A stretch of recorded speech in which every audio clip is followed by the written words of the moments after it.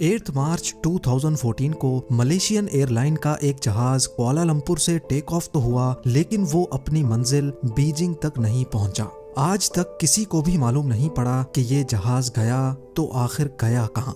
लेकिन पूरे 8 सालों के बाद फाइनली अब एक उम्मीद मिली है कि ये जहाज इस वक्त कहां मौजूद है। ज़ेम टीवी की वीडियोस में एक बार फिर से खुशामदीद। नाजरीन, ये बात है 8 मार्च 2014 की, यानी आज से करीब 8 साल पहले मलेशियन एयरलाइन के एक जहाज फ्लाइट MH370 को मलेशियन कैपिटल कुआलालंपुर से टेक ऑफ करके चाइना के कैपिटल बीजिंग तक जाना था। इस फ्लाइट में 2 पायलट्स, 10 कैबिन क्रू और 227 पैसेंजर्स मौजूद थे, जिनमें से ज्यादातर पैसेंजर्स का ताल्लुक चाइना से था।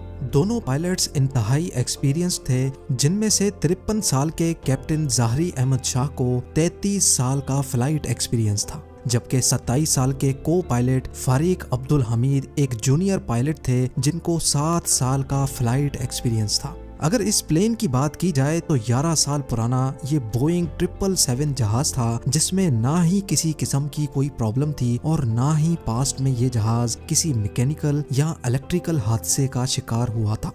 बताने का मेन मकसद सिर्फ इतना है कि ये मलेशिया और चाइना के दरमियान चलने वाली एक बिल्कुल नॉर्मल फ्लाइट थी, जो रोजाना 5 घंटे और 34 मिनटों की परवाज करके मलेशिया से चाइना या फिर चाइना से वापस मलेशिया जाती थी। लेकिन आज का दिन इस फ्लाइट के लिए किसी भी तरह नॉर्मल नहीं था, बल्कि ये एबनॉर्मल से भी काफी बढ़कर कुछ था। बेशक फ्लाइट MH370 को सिर्फ 5 घंटे और 34 मिनटों के लिए परवाज करनी थी, लेकिन टेक ऑफ से पहले इसमें जरूरत से ज्यादा फ्यूल डाला गया, जिससे वो 7 घंटे 41 मिनट तक फ्लाई कर सकती थी, यानी अपनी रिक्वायरमेंट से भी 2.25 घंटे ज्यादा। ऐसा करना भी एयरलाइंस की एक रूटीन प्रैक्टिस होती है, ताकि अगर प्लेन को खराब मौसम या किसी इमरजेंसी में कहीं और डाइवर्ट किया जाए तो उसके पास एक्स्ट्रा फ्यूल मौजूद हो। Delivery Malaysia 370, good morning. Malaysian 370, stand by. Malaysian 370, request level. 370, we are ready, requesting flight level 340 to Beijing. ये दिन था 8 मार्च 2014 का और रात के 12:42 पे फ्लाइट MH370 ने रूटीन के मुताबिक कुआलालंपुर से टेक ऑफ किया। फर्स्ट पायलट ज़ाहरी टेक ऑफ से पहले और उसके बाद भी Kuala Lumpur air traffic control tower से डायरेक्ट कांटेक्ट में थे। टेक ऑफ करते ही जहाज ने अपनी डायरेक्शन साउथ चाइना सी की तरफ कर दी और ठीक 20 मिनटों के बाद, यानी रात के 1:09 पर जहाज में लगे ट्रांसपोंडर ने अपनी current GPS location Kuala Lumpur air traffic control tower के रडार को भेज दी। ये ट्रांसपोंडर का ऑटोमेटिक फंक्शन होता है, जो हर थोड़े टाइम के बाद अपनी करंट लोकेशन करीबी रडार्स तक पहुंचाता है। अभी तक तो सब कुछ ठीक प्लान के मुताबिक चल रहा था। इसके ठीक 10 मिनटों के बाद, यानी रात के 1:19 पर जब flight MH370 Malaysian air jurisdiction से निकलकर वियतनाम की एयर जुरिस्डिक्शन में जाने लगी, तो कुआलालंपुर के कंट्रोल टावर ने आखिरी बार फर्स्ट पायलट ज़ाहरी से कांटेक्ट किया और ये अल्फाज बोले। Malaysian 370. Malaysian 370, contact Ho Chi Minh 120.9. Good night. Good night, Malaysian 370. इसका मतलब था कि अब फ्लाइट MH370 को वियतनाम की सिटी हो ची मिन्ह के कंट्रोल टावर से कांटेक्ट करना चाहिए। फर्स्ट पायलट कैप्टन ज़ाहरी ने ये मैसेज सुना भी और उसका जवाब भी दिया। Good night MAS 370। Good night, Malaysian 370. ना ही कंट्रोल टावर को पता था और शायद ना ही कैप्टन ज़ाहरी को कि उनका ये गुड नाइट वाला मैसेज MH370 से रिसीव होने वाला आखिरी मैसेज होने वाला है। ये वो वक्त था जब फ्लाइट को टेक ऑफ किए अब पूरे 37 मिनट्स गुजर चुके थे। अब नॉर्मली होता यूं है कि प्लेन जब तक अपनी मंजिल तक नहीं पहुंच जाता, वो अपने रास्ते में आने वाले किसी भी बड़े एयरपोर्ट के एयर ट्रैफिक कंट्रोल टावर से कांटेक्ट में रहता है, और यहाँ भी कुछ ऐसा ही होना था। लेकिन सब कुछ जो अभी तक नॉर्मली चल रहा था, वो अब एबनॉर्मल होने लगा। जी हाँ, अपने आखिरी मैसेज के ठीक 3 मिनटों के बाद, यानी रात के 1:21 पर फ्लाइट MH370 अचानक रडार से गायब हो गई। यानी कुआलालंपुर और हो ची मिन्ह दोनों के रडार से प्लेन पूरी तरह से गायब हो चुका था। अब ये बात कुआलालंपुर टावर के लिए तो बिल्कुल नॉर्मल थी, क्योंकि उन्होंने समझा कि MH370 अब वियतनामीज एयर स्पेस में दाखिल हो गया है, इसी वजह से उनके रडार से गायब हो गया। लेकिन जब हो ची मिन्ह कंट्रोल टावर ने फ्लाइट MH370 को अपने रडार से गायब होते देखा तो उनको कुछ गड़बड़ लगी। उन्होंने फौरन कैप्टन से खैरियत मालूम करने के लिए वायरलेस किया तो आगे से किसी ने भी कोई जवाब नहीं दिया। अगले 18 मिनटों तक हो ची मिन्ह टावर MH370 से कांटेक्ट करने की कोशिश करता रहा, लेकिन कैप्टन की तरफ से फिर भी कोई जवाब नहीं आया। और तभी हो ची मिन्ह टावर ने कुआलालंपुर टावर से कांटेक्ट किया और उनको सिचुएशन से अपडेट किया। अब नॉर्मली इस कंडीशन में 1 घंटे के अंदर अंदर रेस्क्यू सेंटर को इन्फॉर्म करना होता है, लेकिन कुआलालंपुर कंट्रोल टावर ने पूरे 4 घंटों के बाद एरोनॉटिकल रेस्क्यू कोऑर्डिनेशन सेंटर को इन्फॉर्म किया और तब तक बहुत देर हो चुकी थी। सुबह के 6:15 हो चुके थे और यही वो टाइम था जब MH370 को बीजिंग में लैंड करना था। एक उम्मीद थी कि शायद जहाज अपने वक्त पर बीजिंग लैंड कर जाए, लेकिन वहां से भी कोई अच्छी खबर नहीं आई। खैर, सुबह के 6:32 पर ठीक उस जगह जहां से प्लेन गायब हुआ था वहां एक सर्च ऑपरेशन स्टार्ट किया गया, जिसमें 7 कंट्रीज की 34 शिप्स और 28 एयरक्राफ्ट्स ने फ्लाइट MH370 को गल्फ ऑफ थाईलैंड और साउथ चाइना सी के बॉर्डर पे ढूंढना शुरू किया। लेकिन बदकिस्मती से वहां प्लेन का नामो निशान तक ना मिला। इस वक्त तक पूरी दुनिया को इस हादसे का पता चल चुका था। टीवी, न्यूज वेबसाइट्स और सोशल मीडिया सबके सब सिर्फ यही खबर दिखा रहे थे। इस दौरान कई मुल्कों की इन्वेस्टिगेशन टीम्स भी सर्च ऑपरेशन का हिस्सा बन गईं। प्लेन का अचानक तमाम रडार से गायब हो जाना वाकई किसी को भी हजम नहीं हो रहा था, और अगर वो इस एरिया पर समंदर में क्रैश भी होता तो इतना बड़ा जहाज है, कोई ना कोई चीज तो पानी पर तैरती हुई जरूर नजर आनी चाहिए थी। अगले पूरे 4 दिनों तक ये सर्च ऑपरेशन चलता रहा, पर कहीं से भी कोई अच्छी खबर ना मिल सकी।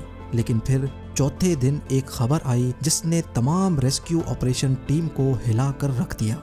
8 मार्च को 1:21 पर फ्लाइट MH370 जब रडार से गायब हुई थी तो वो सिविलियन रडार से गायब हुई थी, लेकिन मलेशियन मिलिट्री के एक रडार पे वो अगले 1 घंटे तक शो होती रही। और उसके बाद जो कुछ हुआ वो कुछ यूं था।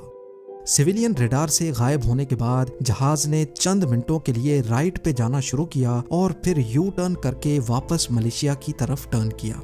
पूरे 31 मिनटों के बाद जहाज ने मलेशिया के शहर पिनांग को क्रॉस किया और फिर मलाका स्ट्रेट की तरफ टर्न कर गया।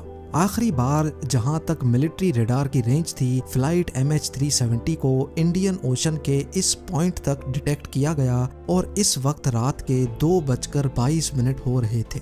अब इसके बाद MH370 ना ही मिलिट्री रडार पे शो हुआ और ना ही किसी सिविलियन रडार पे। पूरी रेस्क्यू टीम और इस प्लेन से जुड़ा हर शख्स सिर्फ यही गुत्थी सुलझाने में लगे थे कि प्लेन गया तो आखिर गया कहां। इससे भी बढ़कर जो चीज तंग कर रही थी वो ये थी कि प्लेन ने बीजिंग की बिल्कुल ऑपोजिट डायरेक्शन में शार्प यू टर्न क्यों कर लिया। जो रेस्क्यू टीम पहले गल्फ ऑफ थाईलैंड और साउथ चाइना सी में प्लेन को ढूंढ रही थी, वो अब इंडियन ओशन के इस हिस्से में ढूंढना शुरू हो गई। लेकिन हैरत अंगेज तौर पे यहाँ पर भी प्लेन का कोई अता पता ना मिला। अगले कुछ दिनों बाद एक और खबर मिली और उसने एक बार फिर से पूरी सिचुएशन ही चेंज कर दी। पता ये चला कि प्लेन मिलिट्री रडार से तो 2:22 पर गायब हुआ, लेकिन एक सैटेलाइट ऐसी थी जिससे वो लगातार कांटेक्ट में था। आपको यहाँ पर अपडेट करते चलें कि ये बोइंग एयरप्लेन्स के लिए एक नॉर्मल बात होती है कि जब उनका अपना कम्युनिकेशन सिस्टम किसी वजह से खराब हो जाता है तो वो सैटेलाइट से कांटेक्ट करने की कोशिश करता है। प्लेन ने ऑटोमेटिकली ठीक हर 1 घंटे के बाद 35,000 किलोमीटर दूर इनमारसैट नामी सैटेलाइट से कांटेक्ट करने की कोशिश की। इस सैटेलाइट पर सेव्ड डेटा की मदद से एक्सपर्ट्स ने एक कॉम्प्लेक्स कैलकुलेशन परफॉर्म की तो आखिरकार फ्लाइट MH370 के अगले मूव का भी पता चल गया। पता ये चला कि मिलिट्री रडार से भी गायब होने के बाद मलेशियन एयरक्राफ्ट ने दोबारा एक टर्न लिया और अगले 5 घंटों तक इसी डायरेक्शन में इंडियन ओशन के ऊपर फ्लाई करता रहा। सुबह को 8:19 पर प्लेन ने आखिरी बार सैटेलाइट से कनेक्शन बनाने की कोशिश की और ये MH370 की तरफ से मिलने वाला सबसे आखिरी सिग्नल था। इसके बाद ना ही प्लेन ने किसी और सैटेलाइट से कांटेक्ट किया और ना ही वो किसी और रडार पे शो हुआ। यानी जिस वक्त रेस्क्यू टीम पहली बार जहाज को ढूंढ रही थी, असल में उस वक्त जहाज फ्लाई कर रहा था, लेकिन उसकी लोकेशन वहां से बहुत दूर थी। एक्सपर्ट्स और इन्वेस्टिगेशन टीम का मानना है कि ऑस्ट्रेलिया से 2000 किलोमीटर वेस्ट में इंडियन ओशन के ठीक इस कर्व्ड स्पॉट पे आकर जहाज का सैटेलाइट से कनेक्शन टूटा। यानी कुआलालंपुर से टेक ऑफ करने के बाद इस कर्व्ड स्पॉट तक पहुंचने में जहाज को पूरे 8 घंटे लगे और जहाज में टोटल फ्यूल भी सिर्फ इतना ही था। तो इस बात के काफ़ी ज़्यादा चांसेस हैं कि MH370 इसी कर्व्ड स्पॉट में ही कहीं फ्यूल ख़त्म होने की वजह से क्रैश हो गया। इंडियन ओशन का ये हाईलाइटेड कर्व्ड हिस्सा पूरे इंडिया से भी बहुत बड़ा है और यहाँ पर स्टार्ट किया गया एक deep sea search operation. MH370 को ढूंढना बहुत ज़रूरी था, क्योंकि जब तक प्लेन और उसका ब्लैक बॉक्स नहीं मिलेगा तब तक ये पता नहीं चलेगा कि क्रैश से पहले प्लेन के अंदर क्या कुछ हो रहा था। कई महीनों नहीं बल्कि कई सालों तक यहाँ प्लेन को तलाश करने का अमल चलता रहा, लेकिन यहाँ पर भी प्लेन का कोई सुराग नहीं मिला। 3 सालों के बाद डीप सी ऑपरेशन को आखिरकार ख़त्म कर दिया गया, जिसमें $160 मिलियन से भी ज़्यादा खर्चा हो चुका था।